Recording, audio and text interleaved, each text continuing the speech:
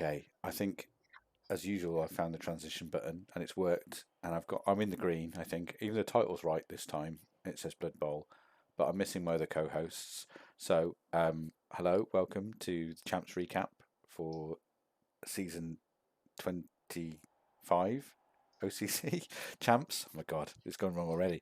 I'm It's joined not by gone wrong. You just had trouble talking. That's fine. that's fine. Just I'm joined by Khornight. no, You can we hear. know that you have difficulty with numbers. Yeah, and in the guest chairs this week is Danton and Spydyr.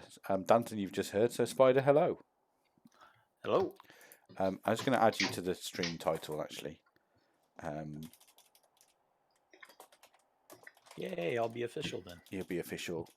I put with Khornight and Danton introducing Spydyr, yeah? Because you're new, right? Even though you've got more followers than me. Yeah. When you're getting the animated emotes, Oh, Ethel. When I can probably get them now, but I can't be bothered to look. It's just too much hassle to do, isn't it? For me at the moment. I need to find a YouTube I had video a thought to do today. Go on. I'm going to my animated emote is going to be 2 Rocket League cars crashing into each other. Because I thought good. car crash might be useful in other situations too. Absolutely. To describe my streaming. Anyway, what we're going to do, what we're going to do today is we're going to have a look at the Champs' first match day. I know some games have just been played because Danton's just come off the back of his, but still we can have a look at the rest of the fixtures. Has Khornight started on the Black Russians already? Yep. Yeah, of course he has. Although I didn't start at lunchtime. This is my first drink just now. Yeah. So I'm stone cold sober and will remain sober throughout, so no slurring later. I'm sure you'll be pleased to know. I don't think it was. Well, I listened back to the Rocket League stream we did afterwards, and that wasn't too bad. I thought it was quite funny. We did get into some quite heavy duty chat almost straight away, but never mind. You can check out my stream if you want to see that. Like and subscribe as well. There we go. Let's get that in. But first of all, what I wanted to do is the excellent James Cook has put up the list of stars, superstars, and legends for OCC. So I thought we'd have a quick look at this because I think some of us. There was a question last week about how many there actually are in the OCC, and I think I'm not going to add these up live on stream because I, famously can't count very well. But I think it's about 35 superstars, and here they all are. Would you stop calling them superstars? They're legends. Legends. Sorry, superstars comes in a minute. But yeah, if you look just above the picture, James Cook does actually say there are 30 of them. Yeah, there's 30. There we go. So you were close in your guess. Yeah, exactly. Yeah. So we'll have a look at the stats in a minute. But in the Champs, so this is where you two are. There's 8. As you can see here, we've got the in first place, but they're not in any order. Apart from matches played, which we'll have a look at in a minute, is the one, the only Sundrop. And there he is, 6'6", 1'9", 260 SPP, 223 matches played. No passes though. Spydyr, what are you playing at? Yeah, that's the only thing he's missing is a pass, right? It is. What's he got?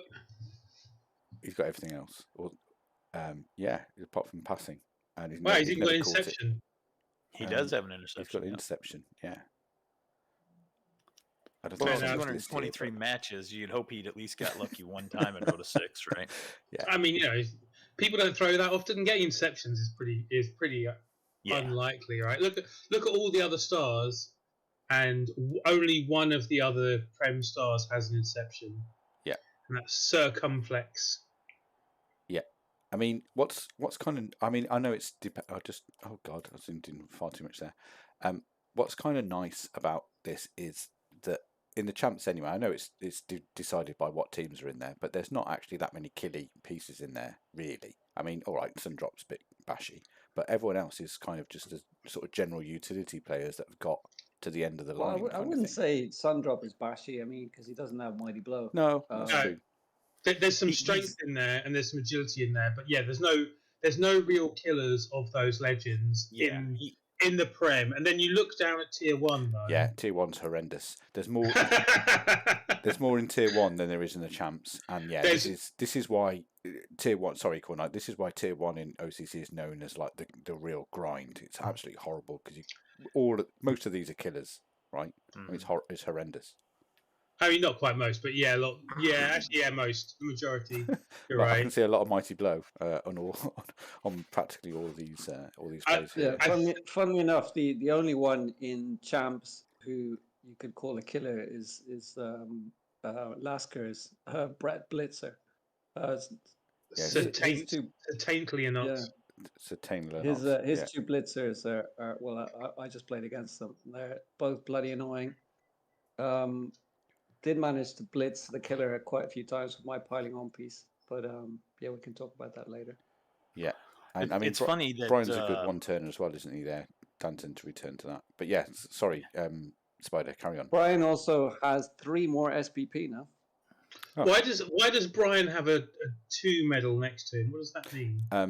We'll come to that in a minute. We'll come to that in a minute. Yeah.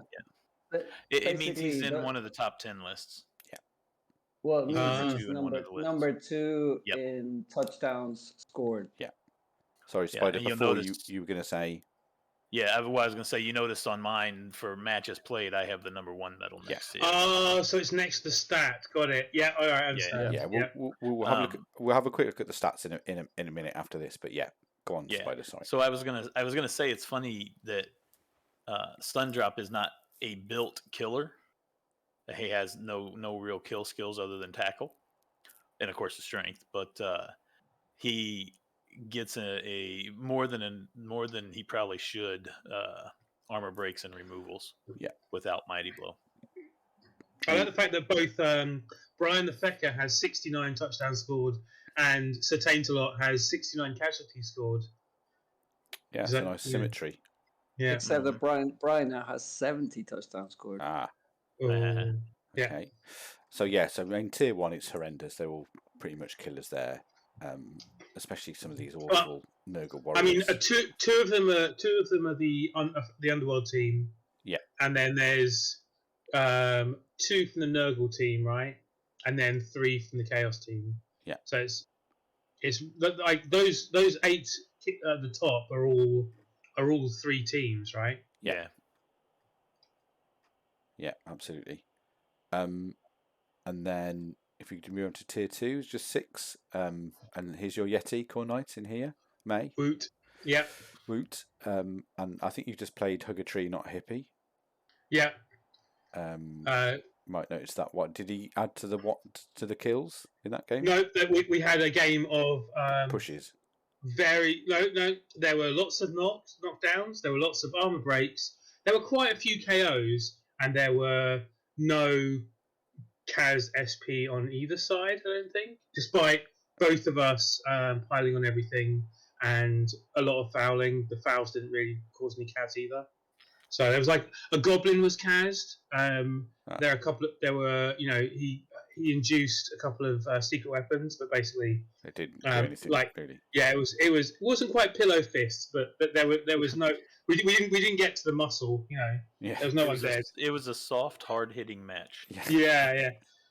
Lots of people getting knocked out and then lying down for the rest of the game, but that wasn't quite the same, And then leading up the rear is Tier 3, and there's the marquee still in there. But yeah, again a nice mix of players towards the end there. Again, funnily enough, all of us, all 4 of us have 1 legend. Yeah, that's good, isn't it? That must be we're good, right? At something, or we've played a long time. We've been playing in OCC for a long time, yeah.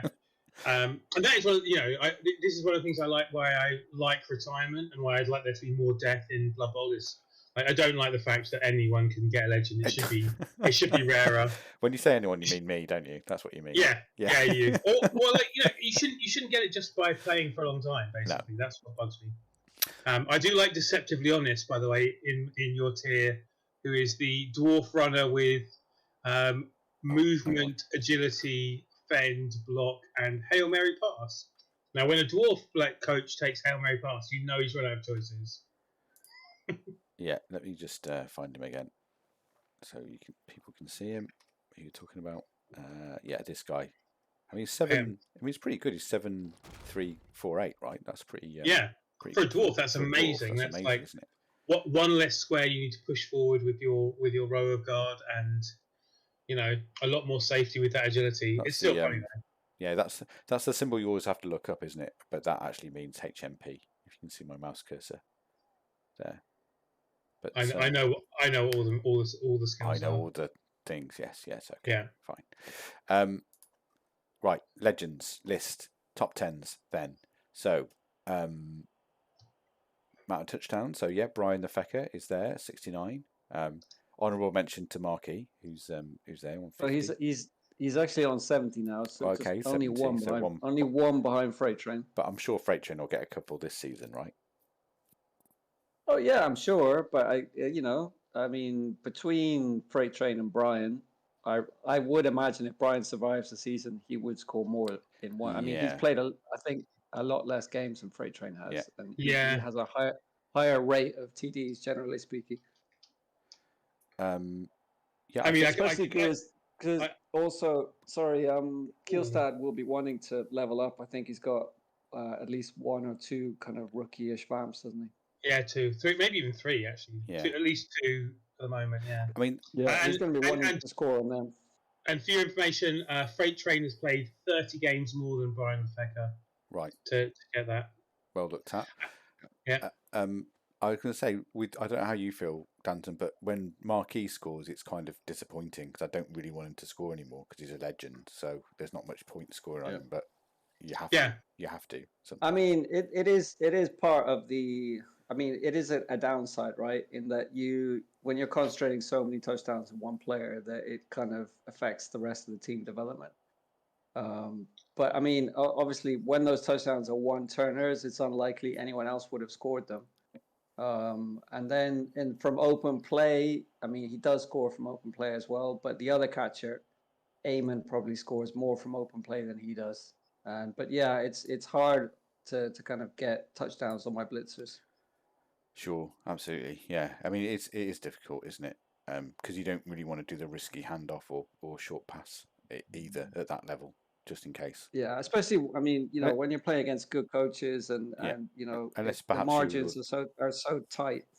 Unless perhaps you're Spydyr, because I know you like a cheeky pass, don't you? Oh, he could be admining. That's fine. But he does indeed like a cheeky He's handoff. had to go into a call. Okay, well, we'll quickly run through the rest of these. So the top runners are here. I'm quite happy to see Marquis decide 3rd overall in the OCC. That's pleasing. Wait. Is that actually in the OCC, or is that just amongst the legends? Just amongst the legends. Yeah. No. I think it's total. It's living players in the OCC. I think it might just be the legends, Danton. If players who are not legends, it's very unlikely. Yeah, there's unlikely there'll be run that many to be on that table, right? Yeah. Well, I don't know, but like, look at the Cavs one. I don't think the Cavs. I mean, the Kill one. I think there are probably some non-legends who've got more than 6 kills, maybe more than 13 kills. Maybe. Really? It could be. I mean, not the top, but Yeah. Well, maybe. There could be some superstars. I mean, maybe some. I mean, for example, Nibbenen's 2, Chorf Blitzer, 2 Claw Pommers. They may have enough to be on there. See, I don't know why some are highlighted and some aren't. Well, he's highlighted in the same colour to show when they're going in more than one place, I would guess. Maybe. Yeah. So like Huggertree, not Hippie, is the only one with the yellow and the red writing, and Marquis is with the green. So that means you can pick out, individual players, right? Yeah. I mean, that's nice for him to do it to us, but I mean, Sundrop's not highlighted. But anyway. Is Sundrop only in one list? No, Sundrop's on XP and when we scroll over a bit here to the right, games played as well. 223. Maybe he just missed. I mean, I don't think this list is perfect because I actually spotted, for example, in the top XP list, that number 10 player has 240 SPP, but Brian, for example, before the match he just played, has 244. So he should have been in that top 10, but he missed it. So I'm sure that there's a few small Yeah, errors. a few small errors. I think he does it all manually, right? So Yeah, he absolutely yeah. does. Yeah, so you can't really blame him too much, I don't think. But yeah. So yeah, I mean, 13 still, kills doesn't it's a seem that many, but I fun- suppose it is quite a lot. But doesn't feel but that still, many over it's the a course of great a couple of hundred games, it's a maybe. it's a great kind of initiative to do Yeah, all the work to absolutely. do it. No, Yeah. you know what? I think you're right. I think I'm checking Nibbanen's chores, and the main killer has only got 4 kills Right. so far. So maybe that is just actually literally everyone. Yeah. Actually, no. So No. the one who's got the lower SPP of the 2 chores has 6 kills, just random dice, luck, I guess. So he should be up in that list on smoke break.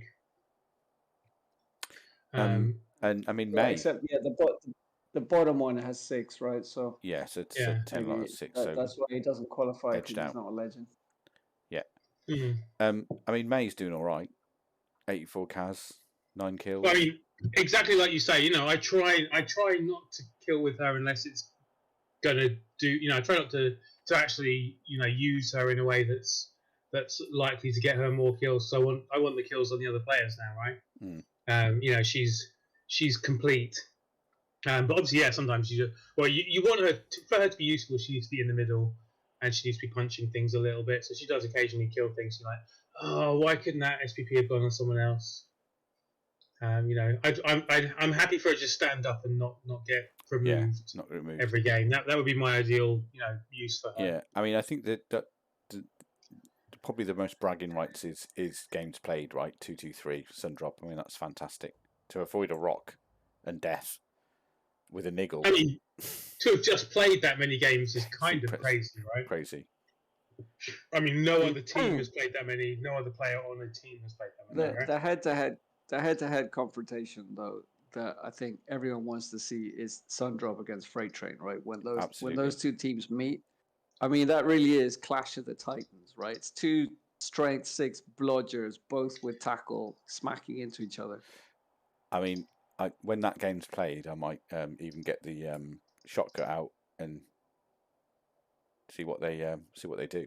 And what's interesting is that it's AV9 and Niggle versus AV8.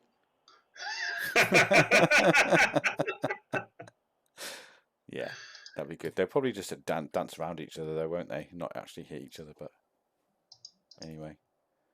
Okay. I don't know, but hopefully sparks will fly. Hopefully. Right. Should we look at some teams then, and look at some results, even though we're very early on in stuff. OCC. Yeah, I was vainly hoping to find a player who might have broken into some of those lists who wasn't a legend, but actually it's the numbers in those lists are pretty big. Pretty big, compared aren't they? to I was looking through everything. I was like, oh, maybe no, no, Yeah. no. Yeah, because it'd be interesting. Obviously, this is living players, though, right? So I'm sure that there are some dead players who probably would have been on the list. Oh yeah, absolutely. If they were still alive. Hall of Famers. Yeah, so it's a pity those aren't being tracked. Wow, it's a lot of work, isn't it? Unfortunately, I mean, ideally your game would record it. Hello, Weblin, and Weblin also Khornight, like you, has been looking up stats, and he thinks, or they think, he's got a catch with more than 28 catches. So I think it is just at Legends only, as I said originally before. So yeah. Because 28 catches isn't that many, and catching obviously earns no SPP either, does it? So, you could get a load more than that. That's probably a couple of seasons for any union coach, isn't it? 28 catches on one player. Catches doesn't count handoffs, does it? Don't know. This is going to be one of those idiosyncrasies of whatever the game we're playing is Blood called. Bowl 2. Cyanide's Blood Bowl, isn't it? Yeah. How they've programmed that is out of our hands, right? It's going to be the Hall of Fame stats thing, and in there it has. So I reckon at the end of each season. Actually, maybe it doesn't have catches. Where does he get catches from? I think catches is on the player stats. So yeah, I think he's individually looked at each player before the season starts. Holy shit! The amount of work. That's Christ. a lot of work, isn't it? And there's a table out. Yeah, I'm back, guys. Hey, Spydyr. Hey, How you Spydyr. doing? We talked about how terrible Sundrop is and doesn't serve the stuff. Yeah. No, we were saying he puts a lot of work into this for sure. Yeah, he does, and yeah, James. I mean, fantastic work, mate. Absolutely done really well. It's really good. I mean, that's the other thing about the cyanide climb. We don't know if I still don't know if it counts kills as casualties as well. So when you have a high casualty hit, does that include any kills you've made, or are they tracked separately? What? So you talking about like the bot reports, or are you talking about in the what we get out of the bots is more or less what you get at the end match report. Right. And in that, Kaz is counting the number of casualties that caused SPP. So casualties 4 is like how many times someone got 2 SPP for casting something. Right. So that would include. So it doesn't include. So it would include kills, doesn't include fouls. Right. Yeah. But then there's another place where it records casualties against, and that obviously just counts every time one of your players got cased. And that would also include kills, but would also include being fouled. And fouls and also crowd. being bitten by vampires. So a thrall being bitten counts in the against stats.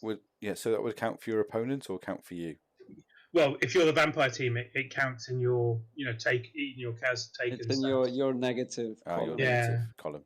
Well, which can cause some messy counting going on. Yeah. Why do you have like 4 times as many Kazes as I caused? Yeah, but no SVP. Yeah. I mean, you got to love cyanide, haven't you? I mean, for a game where loads of players are well into statistics, and I'm not talking like a passing interest. I'm like talking well into. Do you know what I mean? I mean, there may be 1 or 2 analysts, maybe even here. Yeah, maybe even here who play. His entire job is counting things. Exactly. But yeah, no, like it's part of the nature of a computer game. Sometimes they didn't plan to have the dice log or an API that gives you information. So they didn't really program it that well for that. So we have some problems with those numbers. Yeah. I mean, I'm all for giving it a stato to run, because then we get loads of data, wouldn't we, on fouls caused and amount of time sent off. All that. You don't want the stats to get in the way of the game being good. Oh no, I'm not. Admittedly, I'm not sure. If you programmed much worse, but but you want some good stats to chew over, don't you? So you can mention them pointlessly, Well, and we do have them, don't we? We have quite a lot of stats. All right. Anyway, stats aside, let's have a look at. I know what to get you. Yeah, for Christmas basically now, the stats as well. Stats could be better, but they're all right. Yeah. Exactly. Okay. Right. First game. We'll ignore yours, Danton, to the end, and then we'll talk about it because you've actually played it, and that works out quite nicely. So the first game of Season 25 Champs is Pillars of Heaven versus Doom Foretold. So Pillars of Heaven are Trunkhead's Dark Elf team, and shout out to Trunkhead as well, because he said quite nice things about us in the chat. I was going to say he has actually replied to your some of your postings and your posting of the previous of like our pre-intro thing, right? Yeah. Or was that in Discord? I can't remember, but I've definitely seen his comments. So I think we talked about these teams already, haven't we? So these teams are a fairly beat up Wood Elf team, Dark Elf team, I should say. Jesus. But with some good blitzers and some good Witch Elves, but not much left. Apart from that. You sure you haven't been drinking? Somebody needs some more wine. TV is. Wine I think he's more coherent when he has a bottle with him. He's more coherent after 1 glass than after 3, but still more coherent than with no glass at all. 1700 TV with the loners. Yeah, and they are against Doom Foretold. I'm doing it on purpose now. Which is Kinroth's High Elf team, right? Which we looked at last time. Which is really bottom right. Which is missing one of his guard, but otherwise pretty solid. Now, Khornight, have you got the betting? Oh, Jesus, we put the betting up. Yes, yeah. Do I have it to hand and ready? Yes. Yeah, of course I do. Yeah. Okay, so do you think, how? do you think I didn't? Do you think I didn't come prepared for this? Yes. You think I'm like randomly clicking around now to try and find it? How is the spread? Or should Spydyr, if you're on, why don't you go first and tell me how you bet, and if you can remember. If not, Khornight can remind you and then give you a short reasoning behind that. I went with the high elves. Yeah. So did Nibnan, Galentio, and Dreamland. By the way. Trunkhead's a very good coach. I've played with him in multiple leagues, but I just think the high elves are built a lot better, and I think they have the with all dice being even, I think they have the better chances to win. Yeah, it's hard to argue with. But Danton, did you also go for the high elves? No, I actually went for a draw. I think I was the only one who went for a draw. Yeah, you were. So I mean, the Dark Elves are going to be getting what 270 TV. On top of that, you mean? Yeah. 270 inducements. Yeah. 270 in inducements. So you would think that will probably be a wizard, and could either be a loner lineman or something else. But elf offs like this can often end in sort of 2-2 draws if both teams kind of play well, and the threat of the wizard is always going to be there. Unless he blows his load early. Could do. But yeah, I don't know. I just think that Kinroth is probably favored in the matchup, but the wizard is gonna probably even things up. It's interesting. Got such a spread of opinions because me and Ethelred both picked for Trunkhead to win. Now I'm guessing Ethelred picked just purely out of Trunkhead talk to me, and I want to be nice to someone. And he's a dark elf coach. And he's a dark elf coach. Fair point. Yeah. I actually and I agree. Like, if you were just to compare the teams, if there was no such thing as inducements, then Kinroth's team looks so much better. I mean, it is more solid, isn't it? Well, 270 difference of TV, right? It's massive. It should be better with that difference. But elves with a wizard. But yeah, if they take a wizard and a Merc Lino, then they're both teams are going to have 12 players, and with the wizard kind of as the unknown variable. It can really swing things quite hard. Yeah, Kinroth's only got one tackle as well. So, I do think that might play into it a bit. And also, like, having played Trunkhead and him mercilessly taking me apart when I thought I had the game sewn up twice, it makes, Trunkhead's a good coach. He's a very good coach. Kinroth is also a really good coach as well, I've got to say. You don't get to the champs by being a, average coach. Apart from sometimes Khornight, but Trunkhead only has one tackle as well, so yeah. But he's also got two frenzy, so. Yeah, although this is the sort of matchup where you got to be probably very careful with the frenzy, right? And with so much guard on the other team, it might be hard to use the frenzy as well. Yep, and he's got a few sidesteppers as well. They're both pretty blodge step heavy, right? Yeah. Blodge at least, and then some step. It's going to be, I would imagine, a lot of shuffling back and forth. Elf offs at this level tend to be, be quite tactical, sort of aren't they? A big sort of ball of elves kind of shuffling from one side to the other and trying to eke out some space. The only thing I was going to say is with the threat of the wizard, Kinroth might score early just to get one on the cards, as it were. I don't know. Or he might play to draw the wizard out, kind of thing. I'd say he'd more likely, hang around the halfway line until there's maybe just a couple of 2 or 3 turns left, and then push forward. But who knows? It all depends on early casualties or kickoff events. Absolutely. Okay. I think it's interesting. Both elf teams have a jugs player, which one of them is a wrestle jugs player, which suggests Stripball was supposed to be next. I don't know if that's a good combination. And the other one is a frenzy jugs player. So Trunkhead's got a jugs witch, which also happens to be his mighty blow, so it gets extra chances to to cause damage. But it's also movement 6, which is a bit of a shame. But yeah, but it's like it's not a terrible thing, is it? You know. No, but it is likely that it's going to kind of force it into GFIs quite often. I mean, Agi 4 dodge, you can usually, make a blitz without doing GFIs if you don't need to, right? You can make those decisions, right? For sure, but often you have that really tempting blitz, and the second hit is a GFI, and you think, well, I'll just knock him down on the first hit, and then obviously don't. Yeah, I mean that's how I play, and usually that's my first move within a couple of seconds of it flipping over to me as well. So that's usually a 1 when you do it as well. And still haven't learned. The difference in this game is going to be the dirty player taking players off. I'm calling it now. That's interesting. Although, that's a good although the High Elves only have 12 players, right?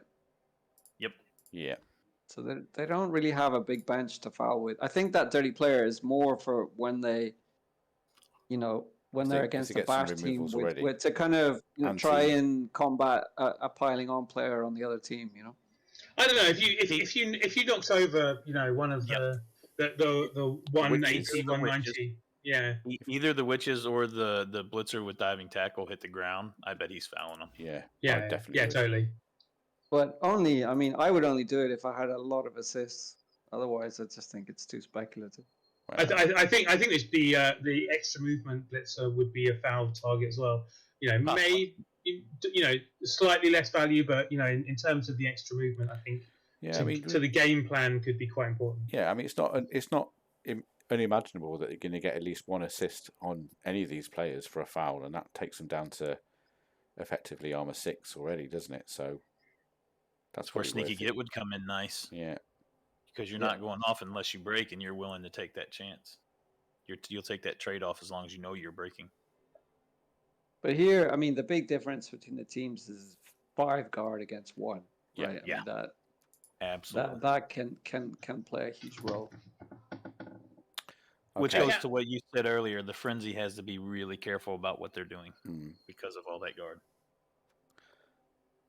Okay, so I mean, one of those guards is on a wrestle piece, so that the Jug's Mighty Blow could be targeting that or the other guard without fear of dodging away. Right? I mean, definitely, if I was playing the Dark Elf team, I'd be looking to target some of those guard pieces early, if there are kind of clean hits on them. But it'll be an interesting positional cat and mouse.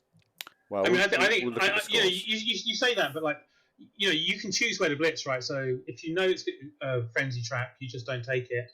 But of course, that's why I'm saying it'll be a positional cat and mouse with both players kind of very aware of the frenzy trap. I actually think Trunkhead has the more powerful piece if that is the case, because the diving tackle shadowing player is the most kind of positionally controlling piece on this pitch. Yep, isn't it? Mm-hmm. Maybe maybe the lead blitzer as well.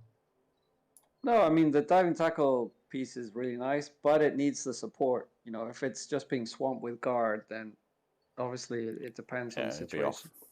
Anyway, let's move on to the next game. I think we're about 20 minutes on that one, which is fine. But let's have a look at the next one, which is Sabertooth Vag 1.0 versus Bats Are Back. So this is MB Carmack's Chaos team, which I think was Killia. I mean, it's not Killia. They would have had a legend on that, nice,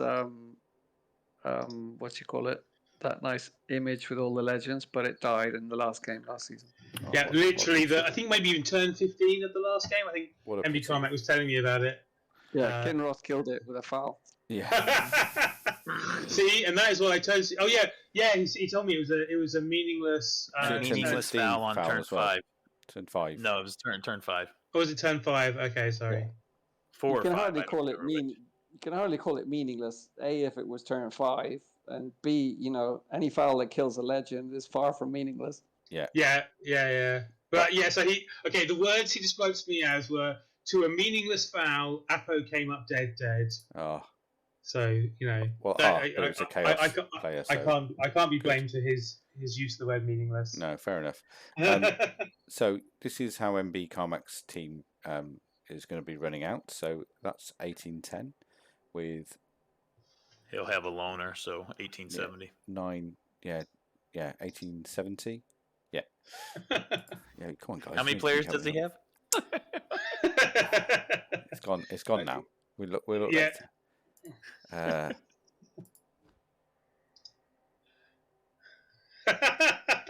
He's got 10 players, so he'll have one loner. Hooray! Get there in the end, slow and steady. And he's versus the Vamps. So I think the Vamps will actually have 10k in the bank, unless they're going to have loners as well. They do have loners, don't they? I think 1, Yeah. 4, No, 5, loads of 6, loners. 7, 8, 9. So another 150 to go on top of this. So No, yeah. another No, 80. just 100. No, Just 80. Just 100. Oh, they're only 80, 40, aren't they? Sorry. 80. Oh yeah, they're 40. Yeah, I not thought they 50. were 50. So 80. Yeah. So yeah. So 1940. yeah. So there's not much TV in this. What, 50, 60? 70K. 70. Yeah. Yeah, maybe just Counting with Ethel. There's not much there. does Danton- MB Carmack Danton's have a dirty player? talking. He does, doesn't he? Danton's Does talking. MB Carmack Danton, have go a dirty ahead. player? Go on. Does MB Carmack have a dirty player? I'll have a look. He does have a dirty player, yes. Inquisitive Shane is a beast man with dirty player. And how much money does he have? He's 40k. He's- Yeah, so he could He's got he 20. could pop that money in for. Oh no, he's only got 20k. So I Yeah, think yeah. he's just short. He's just short of a bribe, isn't he? Oh, he's way short. Yeah, he's getting 50k. Well, in no, enforcement. he's not. He's not way short getting- because Okay, so he'll be at 90 total if he he'd put be his 20 in. he'd be 90 with the 20k. He's only 10k Yeah. short of a bribe. Oh, sorry. Yeah. Okay, sorry. Yeah, I was counting. My bad, So man. that's quite relevant because I think he would have taken the bribe if he could. Yeah. I mean, but taking a spare beastman, an extra loner, that's also 90k, Yeah, which and is like that's effectively the same as a bribe, right? same as a It's bribe, spare isn't it? player. Extra player. Yeah, yeah, it's probably worth doing that. Yeah. Yep. I mean, that spends all your money when you don't have any bench anyway, and you probably want to try and build towards it and save up for some more players. But Maybe. I guess the question. No, but I mean, I think this is a match. He did tell me that. I think they've played against each other quite a few times already, and I think MB Carmack won the first one that they played and then lost every other one. Right. And he actually said to me, the more he knows what he has to do against this team, the worse it goes for him. So he definitely wants to obviously. There's a bit of a rivalry here, basically. So he wants to win the game. But yeah, I mean the Vamps are a real handful. A real handful. I mean, go on. According to Spikebot, it's 1 draw and 2 wins to Killstag. All right, so Oh. it must have been a draw the first time then, and then 2 losses. Yeah. Yeah, I mean it's a tough team to deal with. I mean, have the Chaos got enough to remove all the thralls before? I think it's worth remembering that at least 2 of those other games were maybe a stronger Chaos team, but also a Vamp team with More thralls. a bench, basically. You know, and that makes a massive difference to the way that Killstad plays, right? And he's actually the higher TV team without a bench at the moment, which means I think it makes his life a lot harder. And I think that's why he didn't have as good a record in the last season, was because basically he didn't have the bench that he had the season before. How's the betting looking, Khornight, for this game? Well, actually, there's 4 people: Spydyr, Nibbenen, and Danton and Dreamland, who all think that Killstad will win. And Ethelred, you've gone for draw, Right. and me and Galentio have gone for MB Carmack. No, it's the No, other you way said around. that backwards. Ethelred's Ethel gone went for the for win. MB. Oh, Ethelred's gone for. Oh, sorry, yeah, and I'm going for the draw. Yeah. Oh, there we Yeah, go. you Black and Russians Galentio kicking in. went for the draw. Yeah. Sorry, I'm look. You know, to see there was anyway. Yeah, carry on. Maybe Khornight needs some wine. Yeah. Yeah, I need to get another drink. I'm only one in. It's not enough to. Yeah, I mean, I think, yeah. I mean, I've said it already. I mean, can MB Carmack remove all the thralls before he gets vamped? That's How much that's the how much game, isn't it? tackle does MB Carmack have? Two, is Three. it 2 tackle? Three. Yeah. One's a rackle and the other 2 are tackle. Yeah, one's tackle mighty blow as well on the beast. His only. So you know what? his only mighty blow blue. I'm actually gonna change. I'm actually gonna change What's my. going to change? What my are you going to bet. change it to? I'm gonna go with MB Carmack. I think the thralls will evaporate, and I think he will get his revenge. I mean, it'd be interesting to see if Smiley Nick takes on Freight Train.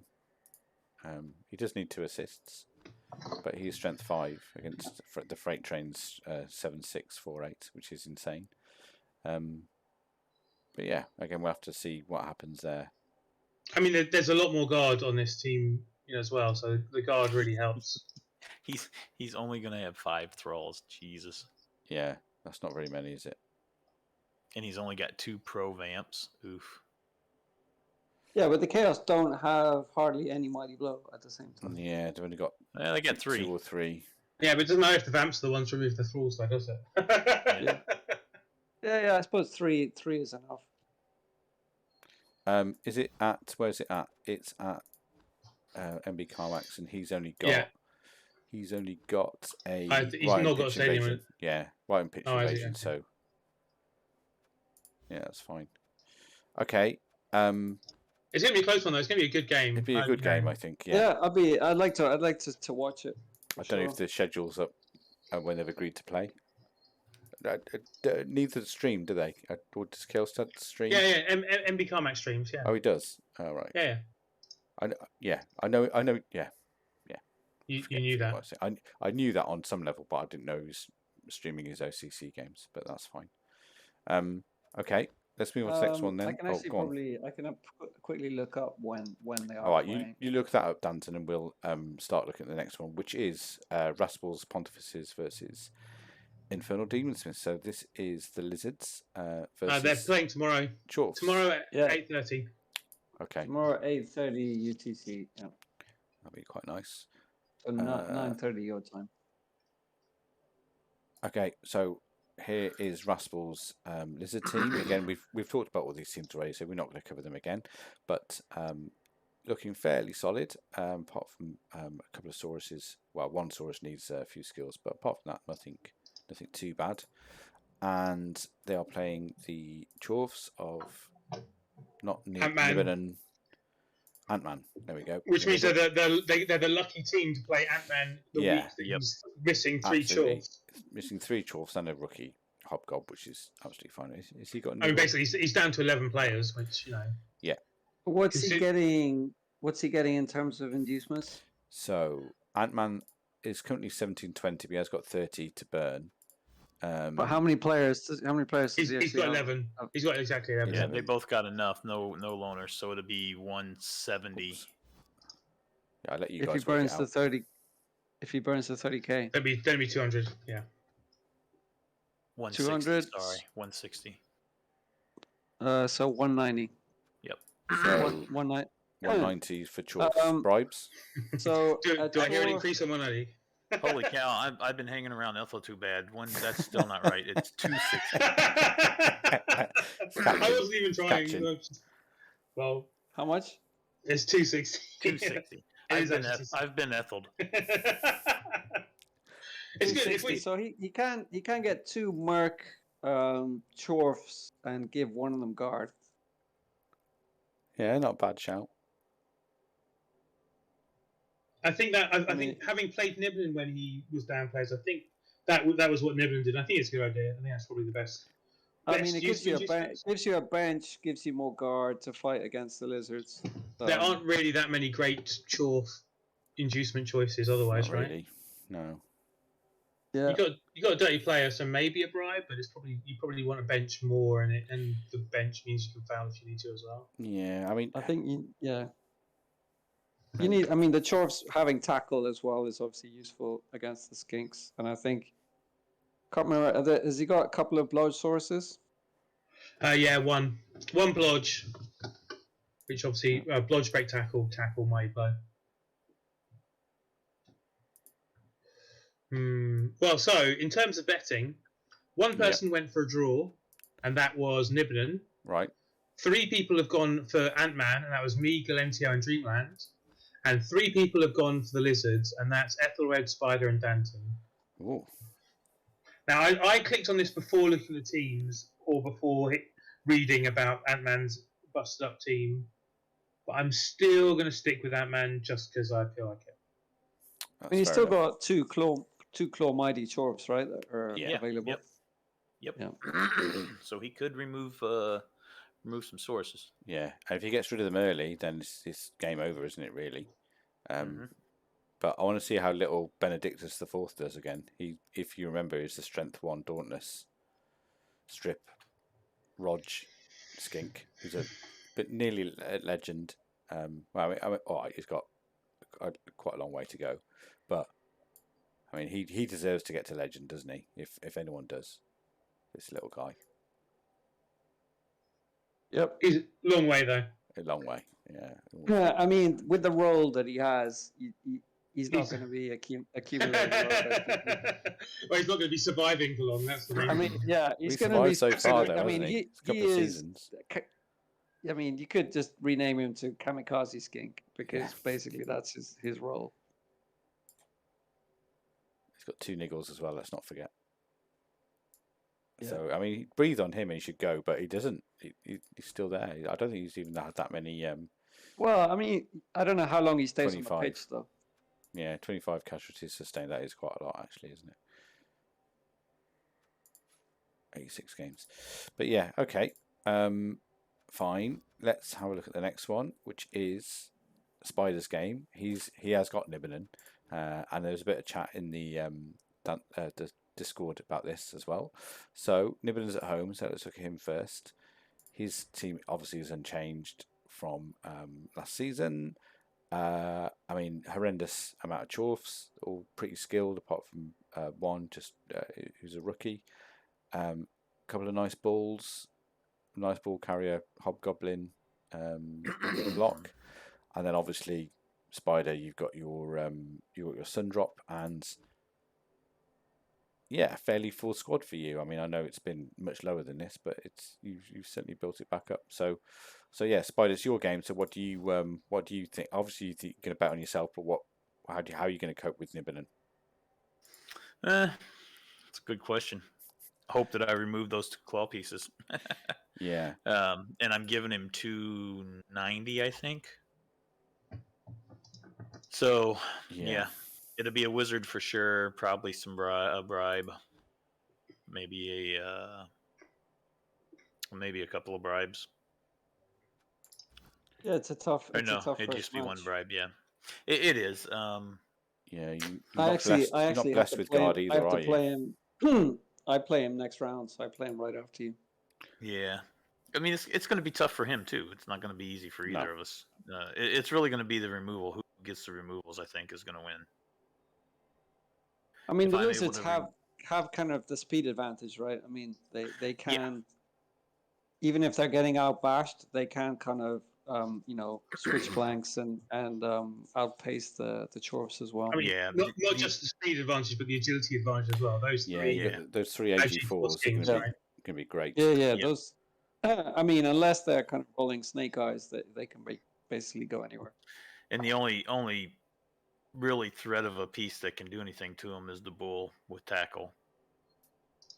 I mean, you say that, but yeah, that is still quite a big threat, isn't it? You know. Oh yeah, absolutely. With him being armor broke, though, hopefully maybe I'll be able to get some shots on him and at least get him KO'd and off the pitch. But he's also the one who doesn't have dodge built in, so yeah, he's also not quite as mobile. Yeah, he's armor 8 and got a niggle as well, so I mean he deserves to die if anyone does. Sorry, Nibbenen, but yeah, I mean, I'd be quite happy. Be quite happy with that, Danton, would you? Yeah. I mean, the strength 5 blodge break tackle ball isn't. I mean, the strength 5 will be getting 3 dice on a skink. You know. Yes. Yep. With in normal circumstances, right? So 6 if you wanted to re-roll it. So Yeah. that's also kind of scary, Yep. Okay. and definitely a lot more mobile. Okay. Question for you, Spydyr. You're winning, which is nice.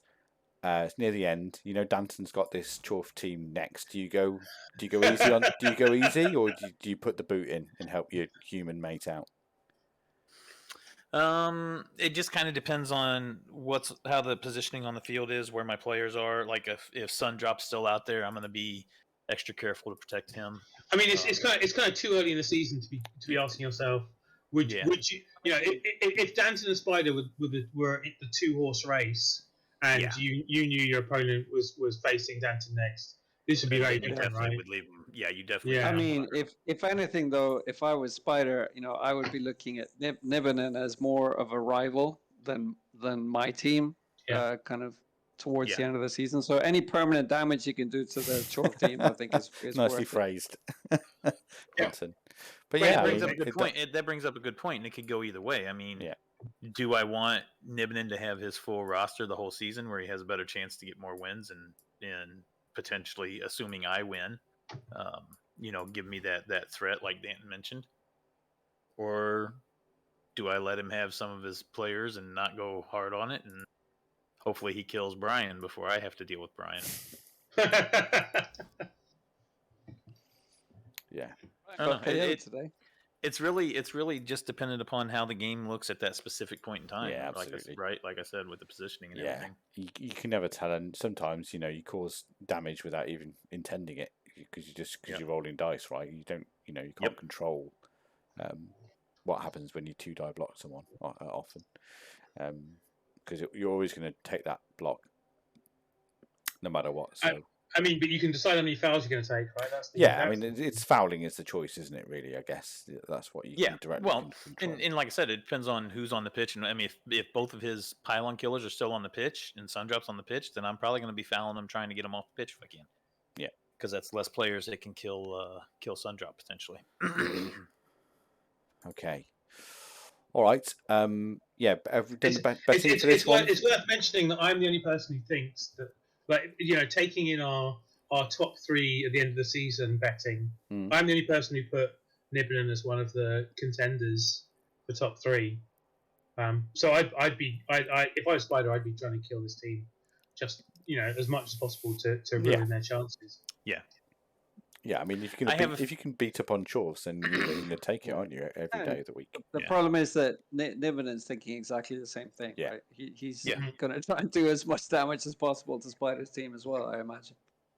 I have a feeling when it's all said and done, this ends up being a little bit of a bloody match, probably for both of us, and we end up drawn 1-1. Well, I actually went. I think most people have gone for a draw. What's the betting spread, Khornight, for this one? Yeah, sorry, Danton, go on first. I mean, Danton. So I can actually tell you. Cool. For only one person went for Nibbenen, and that was Nibbenen. Spydyr and Khornight both went for Spydyr, and everyone else went for the draw. So Ethelred, myself, Galentio, Dreamland.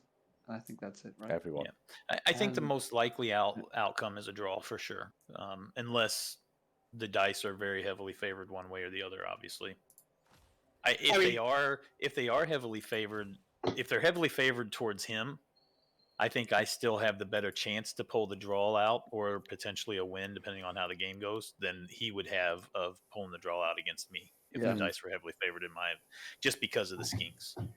Yeah.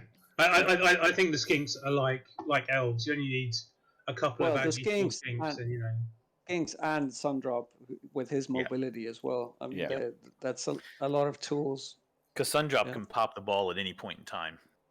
If he's in range to get to the ball, he can pop it, and then those skinks the skinks can just do whatever. Yeah, even if the strength 5 blodge bull centaur is carrying the ball, he can still get 2 guys with tackle on him.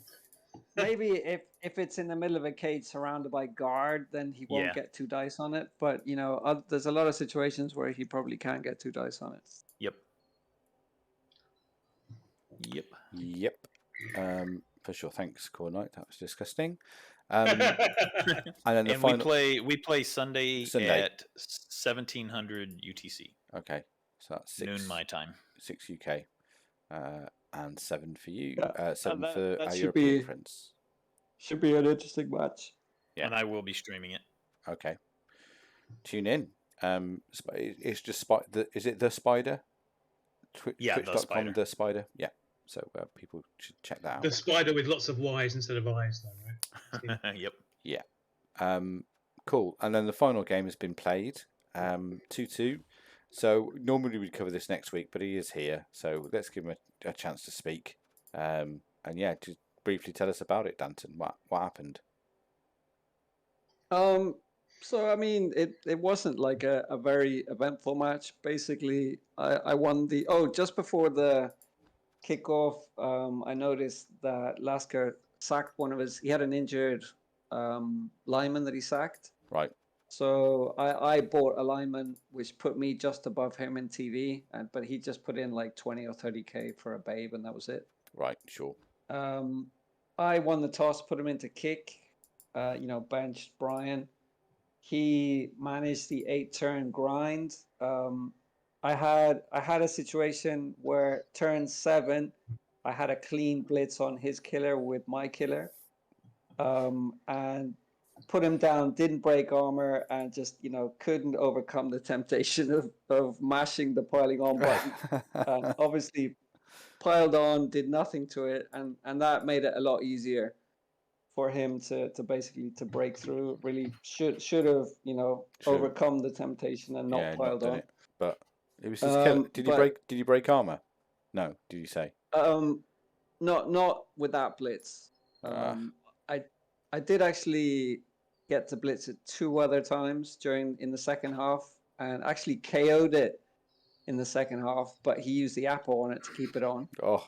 And then in the dying, I'll get to that in a minute. But basically, he scores turn 8. Turn 9, there's a riot, and I get 2 turns instead of just the 1-turner. So don't have to kind of force the 1-turn with Brian. So I just caged him up like 5 squares into Lasker's half. Yeah. Lasker, I thought, made a bit of a hash of how he tried to defend it. I mean, he backlined the 1-turn, and he basically moved his backline up and tried to kind of blitz into my cage with his killer, knock someone over, but then just retreated and just left a really easy blitz on a wrestle piece and I actually got both down on it, but it just opened a hole, and Brian just could run through without even doing a GFI. Right, yeah. So 1-1 at half time, but then second half, I kind of made a bit of he actually put 2 of his best blockers on the line, which the two stand firm ones, by the time. No, the strength 4 one and stand firm one. And so obviously I kind of took the bait and tried to kill them. Yeah. Piled onto one of them, obviously did nothing, and ended up kind of with a bit of a bunched up kind of position, which he did a good job of putting a lot of pressure on. He got his killer / man marker, because it also has diving tackle shadowing, into contact with my catcher.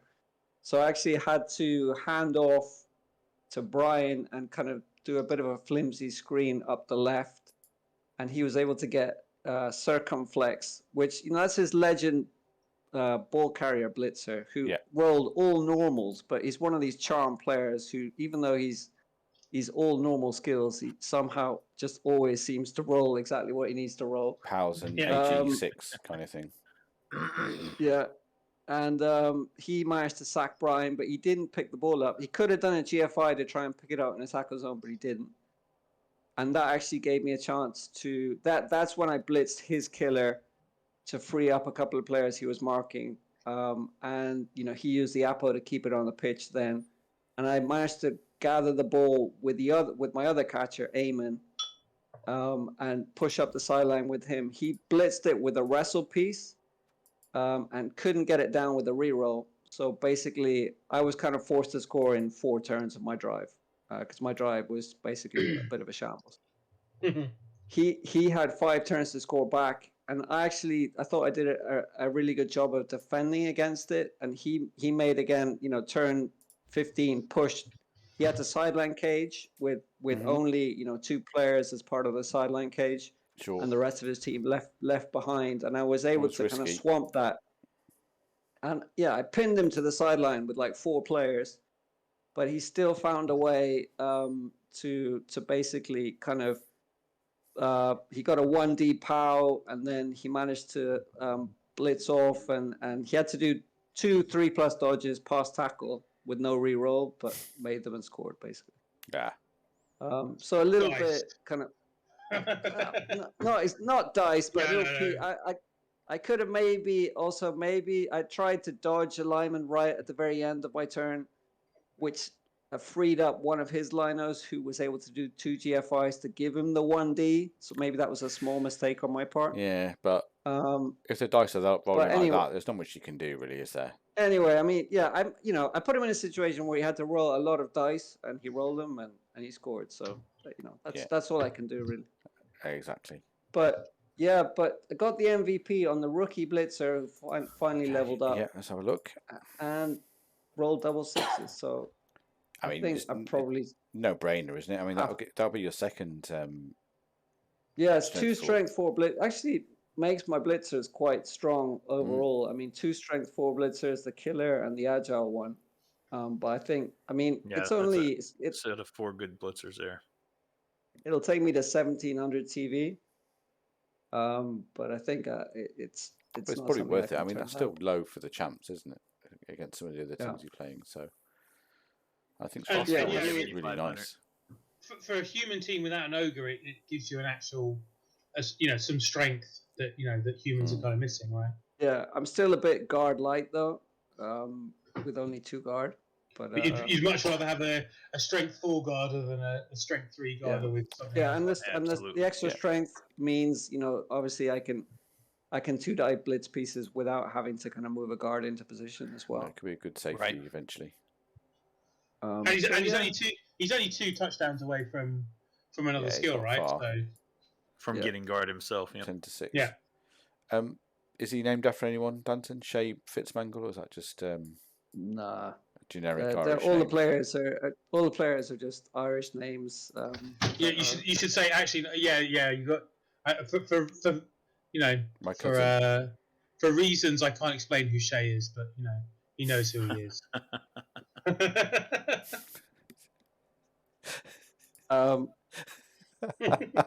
Danton ignoring that. If you say so, Khornight. Yeah. Great. All right. That rounds it up. Slightly disappointing start to the season, but could have gone a lot worse. So I guess a draw's better than a loss, right? Yeah, a draw's better than a loss. The draw's not terrible, and you survived. You didn't take any damage at all. Yeah. So you lost one no, day, I had a lineman with 5 SPP killed, but that's what. Yeah, but that's a loss you can easily handle. Yeah. Okay. You have money to replace him if you want to buy another one. Yeah, I'll see, what Nibbenen's TV looks like after playing against Spydyr. You're being hopeful that it might be chopped down to 1650. They're just going to be if things are looking good, he'll be like 1500 or something. Yeah. That'd be amazing. I don't know. Often with this team, though, I end up finding it harder to play against people when I have to give them inducements. Yeah, absolutely. Yeah, especially at this level, you don't want to be doing that, do you? But, I don't think that's very likely. No, I don't think you'll be You'd giving. Much rather be playing my lizards and getting 500 inducements. Yeah. Oh yeah, for sure.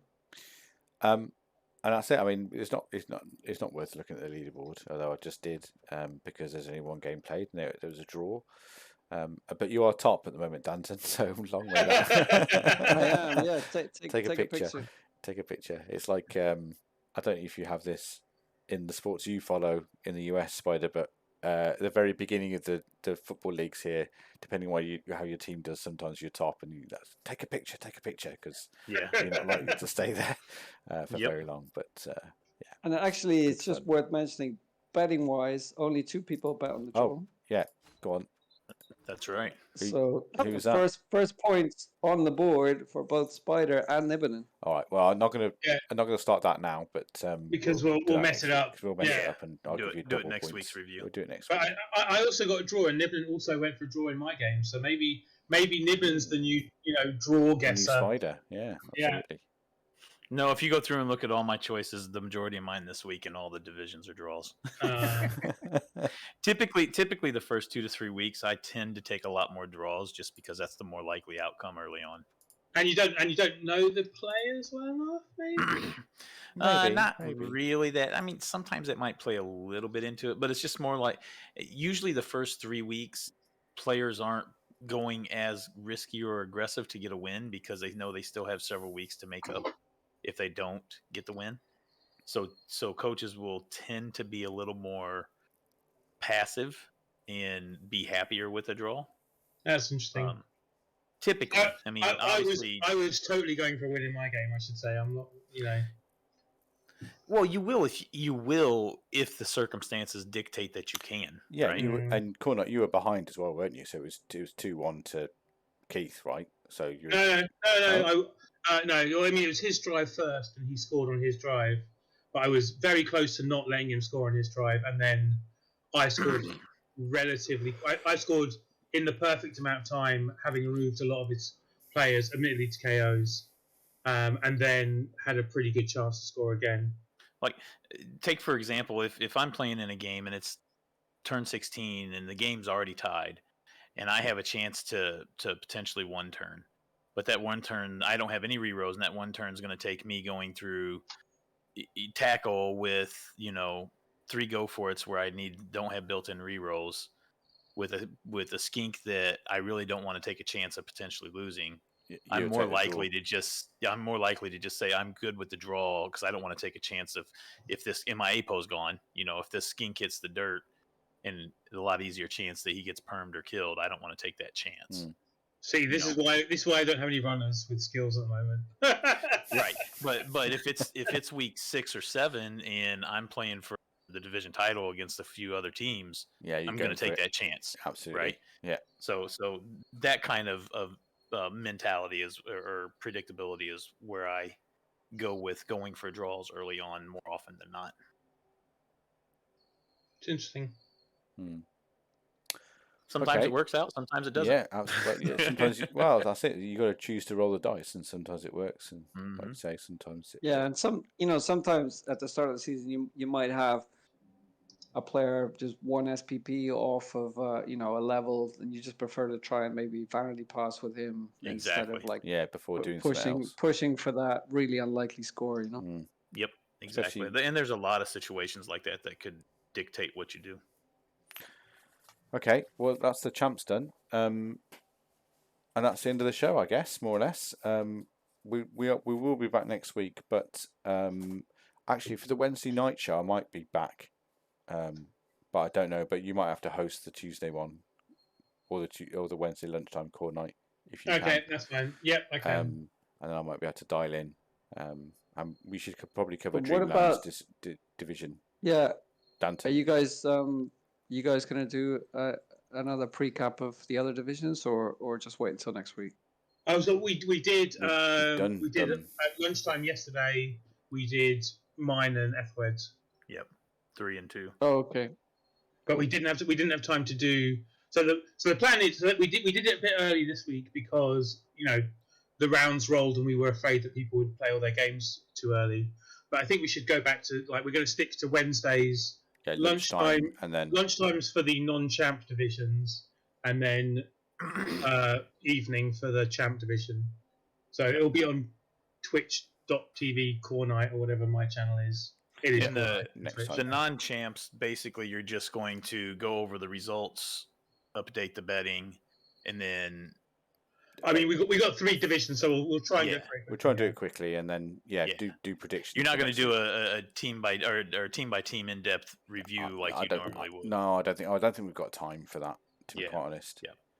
Yeah. We might talk about our games, mightn't we, Khornight? But that'll be it, I think. Just those specific games, right? For 40 minutes, but yeah. That's Ethelred's speciality. Is we don't have time for this division, but we're going to look at my game. Yeah, for hours. And well, you'd be I think just doing the quick recap of the scores and adding the betting up, and then talking about your specific game, you could do a division in 30 minutes. Yeah. So if you're doing 3 of them, that's an hour and a half. Yeah. Yeah, if we stick to the plan, of course, it's possible. How often do we stick to the plan? But you'd be pleased to know my game's been rearranged now till Monday at 12:30. Hey, so it's not been cancelled because So it's not been cancelled. you forgot that you were going away camping. I'm pretty sure I'm back on Monday, so that'll be fine. And I might stream it as well. So if anyone's around Monday afternoon at about it'll be 1:30 UK time. More than welcome to join. Obviously, no back seating, but you'd only give me bad advice anyway, so that probably be fine. I will be happily telling you that you're playing terribly. Yeah, thank you. I just remember I think when I played Keith and Danton was watching, he was like, "Jesus Christ, what the fuck are you doing?" after my turn. What are you doing? Yeah. It wasn't just me. Khornight was also, I could see he was rolling his eyes, even though I couldn't see him.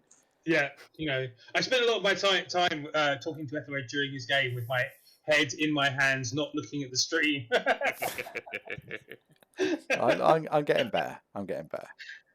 I don't think you are. I think you're getting worse. I think you're regressing. I think it's the only explanation, right? This is my all season. You need to do is not do the first move. The first move that you see. Oh my god! What was the last game I watched you play where you do a move like really quickly and then go, "Oh no, that was a terrible idea." Shortly after doing it. Especially, was that against OCC, Giraffe? you've got a 4-minute timer. Just take 30 seconds to have a look at all your options before you do anything. All right. Yeah, you don't take the whole 4 minutes. I'll promise to try and do that a bit more this season. I also think you should make some notes. Okay, so we need a sticker on your screen that says scoring threat. I've got a lot better at scoring threat, actually. It's not better with the scoring threat. The problem is the rest of it. Yeah. One thing at a time, guys. Come on. One thing at a time. Right. Who else is on? Well, we do. We don't normally stream at this time, so I'm not. I don't recognise as many of the coaches. There's obviously Jimmy. Jimmy Fantastic is doing some Chalice replays, I think, unless I haven't refreshed and it's he stopped that out. But I think he's still on. Yeah, there we are. Jay Leave, I recognise as well. Fugonomic, I think. Right. But basically, Jimmy's the only one I really recognise. Oh. Oh. No. I was going to say Scum and Villainy, who does these replays of OFL, where Spydyr and I play. He's Scum. Yeah. Yeah. But he's doing Chaos Invitational, and he's a bit loud. I don't know. Do we want to send people? Oh, there's only 3 of us anyway. There's only 3. I tell you what, I always feel a bit embarrassed just sending 3 people over. So send it to Scum and Villainy because he's only got one other viewer anyway, right? Oh, okay. All right. We'll raid him, and then you can speak to him. I'm going to disappear. Yeah, cool. And, have fun camping. Right. Yeah. Thanks, guys. Have a good weekend. Try not to. Good luck. Try not to fall in a river. I'll do my best. Weblin, thank you. Good night, Dreamland. All right, Dreamland. And I'll put this on YouTube as well for MB Carmack, but I'll try and link this into the Champs thread as well, and I'll do that. I'll actually do that now, so we'll be ready to go. All right, thanks a lot, guys. Thanks for joining and speak to you. Where are you going camping? Forest of Dean. Oh, lovely. So that should be quite nice, and the weather's not too bad. 15 degrees. I've cycled around that. It should be quite nice. 15 to 17, maybe even 20 one of the days. So that'd be quite nice. All right. Goodbye. Yeah. All right. Cheers, everyone. Bye. Bye, guys. Yeah. Bye.